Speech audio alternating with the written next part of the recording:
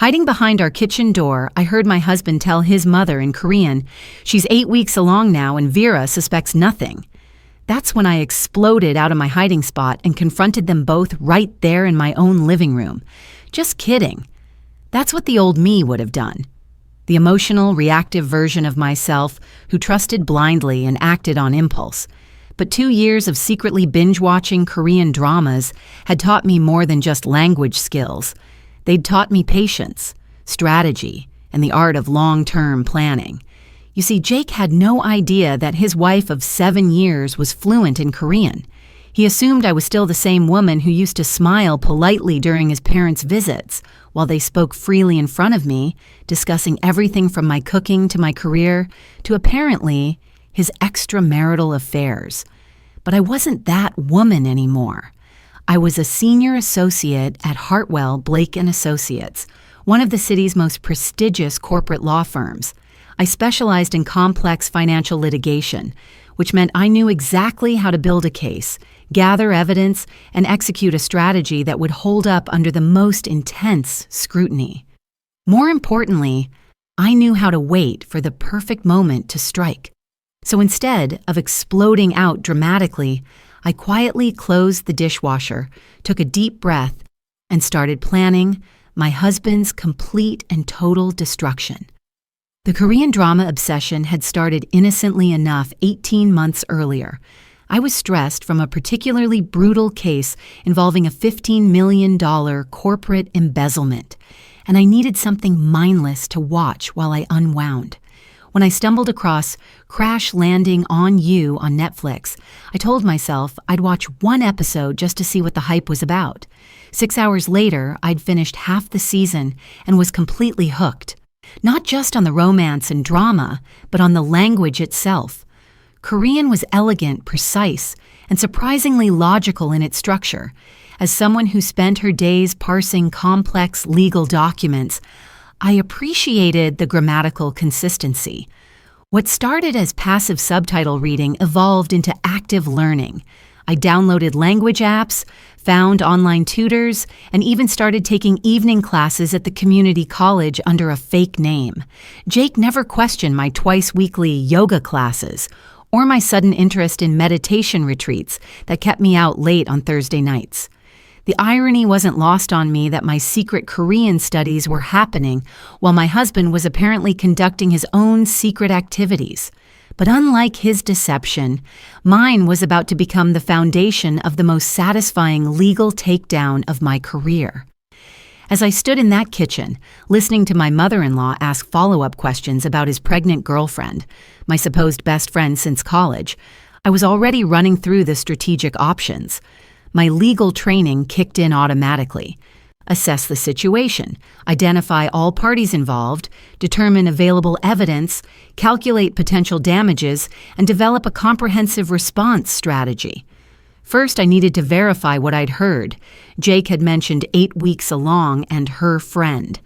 The timeline would be crucial for establishing paternity, especially if this ended up in divorce court. Second, I needed to identify this alleged friend and confirm the pregnancy. Third, I needed to document everything: his parents' knowledge, their complicity in the deception, and any financial resources he might be hiding or redirecting. Most importantly, I needed to do all of this without Jake or his family realizing I understood every word they'd said. I walked back into the living room with my practiced courtroom smile, the one I used when opposing counsel thought they had me cornered, not knowing I was holding their client's signed confession. "Sorry about that," I said cheerfully. "Anyone want coffee?" Jake looked completely relaxed, even grateful. "That'd be great, babe." His mother's eyes met mine for just a second, searching for any sign that I'd understood their conversation. I kept my expression pleasant and blank, the same look I'd perfected during depositions when witnesses assumed I didn't understand their technical jargon. She nodded slowly and turned back to her son, satisfied that her secret was still safe. As I prepared coffee with steady hands, I was already planning my next moves. I had significant advantages that Jake didn't know about, starting with a personal net worth of approximately $340,000 that I'd accumulated through careful investment of my signing bonuses and annual performance awards. Jake knew about my base salary of $165,000, but he had no idea about the additional $40,000 to $60,000 I earned annually through successful case bonuses, or the $87,000 inheritance from my grandmother that I'd invested in index funds 3 years ago. More importantly, I had professional resources that most people going through divorces could only dream of. My colleague, Patricia Hoffman, was one of the city's most ruthless divorce attorneys, with a success rate of 94% in high-asset cases. My friend David from law school now ran a private investigation firm that specialized in adultery cases, and my former professor, Judge Harrison, had always told me that if I ever needed anything, her door was open. But I needed to be methodical about this. If Jake was having an affair with my best friend, and given the timeline and his parents' knowledge, it had to be either Lisa, my maid of honor, or Melissa, my law school study partner. Then this wasn't a recent development. This was a calculated betrayal that had been going on for months, possibly longer. That evening, after his parents left, Jake seemed unusually affectionate. He pulled me close on the couch and said, "That went well. They really love you, you know." "I know," I replied softly, already planning how to document this lie for future proceedings. "I'm glad we're all so close."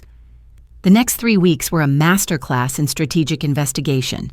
I hired David's firm using funds from my private account, giving them Jake's schedule, his phone number, and a list of all my female friends.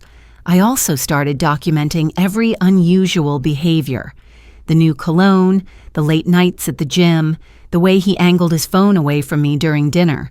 As a lawyer, I knew that successful cases were built on meticulous documentation, not emotional reactions.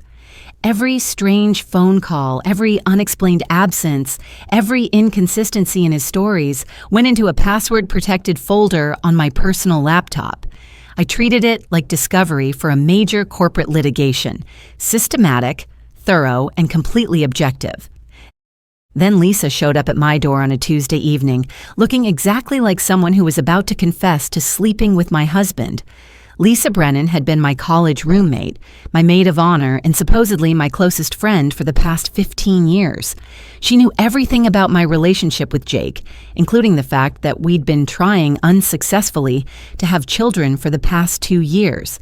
She'd held my hand through 3 miscarriages and had sworn she'd be the godmother to my future children.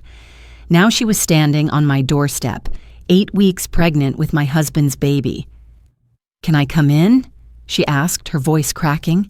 "We need to talk." I pulled her inside, noting that she looked terrible. Red eyes, smudged mascara, the unmistakable pallor of first trimester morning sickness.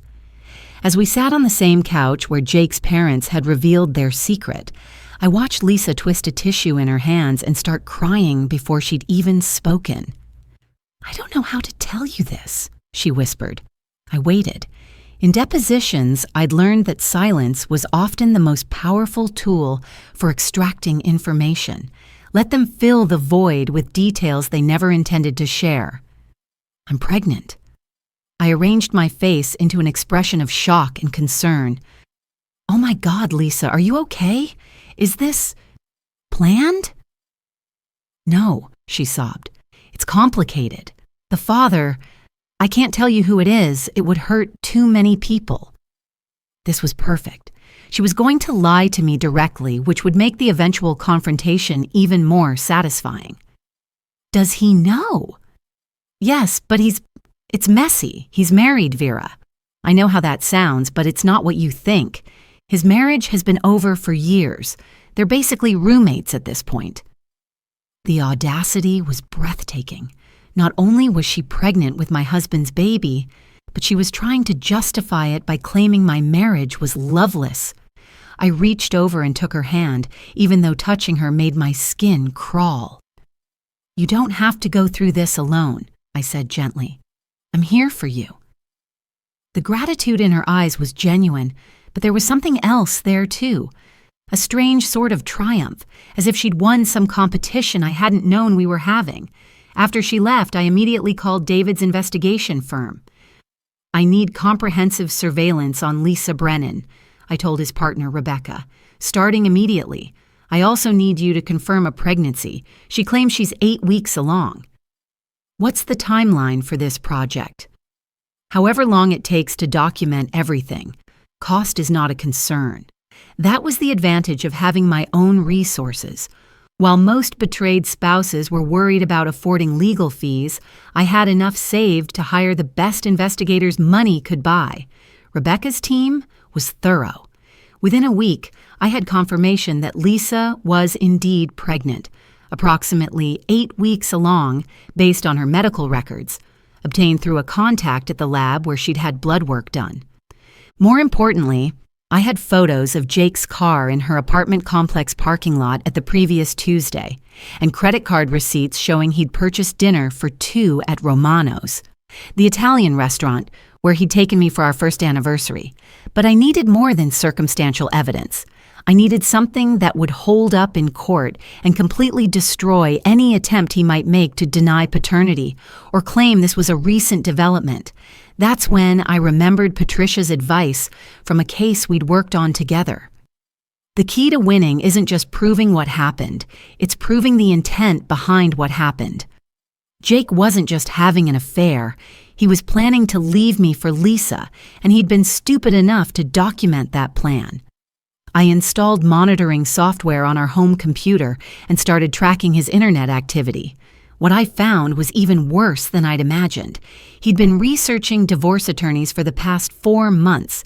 He'd calculated the potential division of our assets, underestimating my personal wealth by about $200,000. Most damaging of all, he'd been having detailed email conversations with Lisa about their future together. The emails were a goldmine of evidence. Once I tell Vera we can finally stop hiding, I know the timing isn't perfect with the baby coming, but maybe it's actually perfect. A clean break, a fresh start. I feel terrible about lying to her, but you're right. There's no good way to do this. At least this way she won't be blindsided when we announce we're together. My lawyer says with her salary, I probably won't get alimony, but the house should be split 50-50. We can use my half as a down payment on that place you liked in Riverside. He'd already picked out a house for their new life together. He'd consulted a lawyer about divorce strategy. He'd been planning this betrayal for months while I made him dinner every night and asked about his day. But Jake had made one critical miscalculation. He assumed I was the same trusting wife who'd married him 7 years ago, the one who'd never questioned his late nights or mysterious phone calls. He had no idea that his wife was now a highly skilled corporate litigator with significant personal assets and access to some of the most ruthless legal professionals in the city. More importantly, he didn't know that I'd been documenting every lie, every deception, every piece of evidence that would destroy him in divorce court. I scheduled a consultation with Patricia for the following Friday, telling Jake I had a work meeting. Patricia's office was on the 40th floor of the Meridian building, with floor-to-ceiling windows overlooking the city. She specialized in high-asset divorces, particularly cases involving professional misconduct and hidden assets. "Walk me through everything," she said, opening a legal pad. I handed her a thick folder containing printouts of all the emails, photos from the investigation, financial records, and a timeline I'd constructed showing the progression of the affair. She reviewed everything with the focused attention of someone who'd seen it all before, but still appreciated a well-documented case. "This is exceptional work, Vera. Most clients come to me with suspicions and emotional trauma. You're coming to me with a complete litigation package. What are my chances?" "With evidence like this, he'll settle before we even get to court. The adultery, the planning, the deception about assets, judges hate this kind of calculated betrayal. You're looking at keeping the house, getting a favorable asset split, and probably spousal support despite your income." "I don't want his money," I said. "I want his reputation destroyed and his relationship with Lisa to implode under the weight of what they've done." Patricia smiled. Now you're speaking my language. We spent the next hour developing a comprehensive strategy. Patricia would prepare divorce papers that itemized every asset, every deception, and every lie. We'd demand full financial disclosure, which would reveal any money he'd spent on Lisa or hidden in preparation for leaving me. Most importantly, we'd time the filing to cause maximum disruption to both their lives. When do you want to move forward? I want to wait until I have absolute proof of paternity. Once that baby is born, I want DNA evidence that removes any possibility of doubt. That could be 7 months from now. I can wait, I assured her. I'm very good at waiting. Over the next 2 months, I became someone I didn't entirely recognize, perhaps the woman I should have been all along. I threw myself into the role of supportive wife and caring friend, with an intensity that should have been suspicious if either Jake or Lisa had been paying attention. I offered to go to Lisa's prenatal appointments, helped her research strollers and cribs, and sent her articles about pregnancy nutrition. Every text message and concerned phone call was calculated to make her trust me completely, while documenting her lies about the father's identity. "You're being so amazing about this," she said one afternoon as we sat in her obstetrician's waiting room. She was 12 weeks along now, just starting to show. "I was worried you'd judge me for doing this alone." "Why would I judge you?" I squeezed her hand. "You're one of the strongest people I know." She looked away, tears forming. "Sometimes I wonder if I'm making a huge mistake, if I should just tell him he needs to be involved." My heart rate spiked, but I kept my voice neutral. "Do you want that?" "I don't know what I want anymore. He says he wants to be there, that things will be different soon, that he'll figure it out." I was getting a real-time confession to an ongoing affair, and she had no idea she was incriminating herself with every word. At home, I was the perfect wife. I cooked Jake's favorite meals, suggested weekend getaways, and even initiated intimacy when necessary. It made me physically sick, but I needed him comfortable and confident that I suspected nothing. He was eating it up, literally and figuratively. 3 nights a week, I made elaborate dinners from scratch, and he'd compliment me, kiss my cheek, and tell me how lucky he was. Sometimes I'd catch him checking his phone during these domestic scenes, typing quickly, then looking back at me with that easy, lying smile. "Work stuff?" I'd ask innocently. "Just putting out fires," he'd reply, pocketing the phone. The monitoring software on our computer was providing a steady stream of evidence, text messages between Jake and Lisa that were automatically backed up to his email account, photos they'd shared, even location data showing when they were together while he told me he was working late. Each piece of evidence was another nail in the coffin I was methodically building for his reputation, his relationship, and his financial security. 2 months after Lisa's announcement, Jake's parents visited again for his father's birthday. I suggested dinner at Golden Dragon, a Korean restaurant downtown, specifically to see how Jake would react. He hesitated for just a second before agreeing, probably calculating whether it was worth the risk of me potentially overhearing something incriminating. The evening was a masterclass in strategic intelligence gathering. While Jake and his parents discussed the menu and made small talk, I pretended to study my phone but listened to every word of their Korean conversations. "She still doesn't suspect anything?" his mother asked quietly. "Nothing," Jake replied. "She's been incredible, actually. Supportive of Lisa without even knowing what's really happening." His father sounded concerned. "This can't continue forever, Jake. Someone will figure it out." "I know, Dad. I'm working on it. Just need a few more months to get everything in place." "And what about Vera? She's been nothing but good to you." Jake sighed heavily. I know she has. It's complicated." I looked up from my phone with a bright smile. "Should we get the bulgogi? I've heard it's amazing here." Jake's mother looked at me with what might have been pity. "That sounds perfect," she said in English. That night, I updated my evidence file with detailed notes about their conversation, including direct quotes and the date. As a corporate litigator, I knew that contemporaneous documentation was crucial for establishing credibility. I also made a decision that would prove to be the most strategically important move of the entire process. I was going to wait until after the baby was born to confront them, not just for DNA evidence, but because I wanted Jake to experience the full weight of responsibility, the sleepless nights, the financial pressure, the reality of what he'd chosen, before I destroyed his world. Patience had always been my greatest professional asset. In complex litigation, the lawyers who won were the ones who could wait for the perfect moment to present their case. Jake and Lisa thought they were managing a delicate situation with careful timing and strategic deception. They had no idea they were walking into a trap that had been 18 months in the making.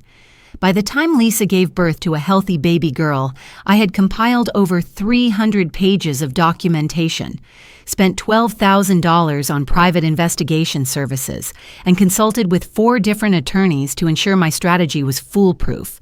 Jake was listed as the father on the birth certificate. The DNA test I had Patricia quietly request confirmed 99.7% probability of paternity, and I was ready to execute the most satisfying revenge of my legal career. The confrontation happened at Lisa's baby shower.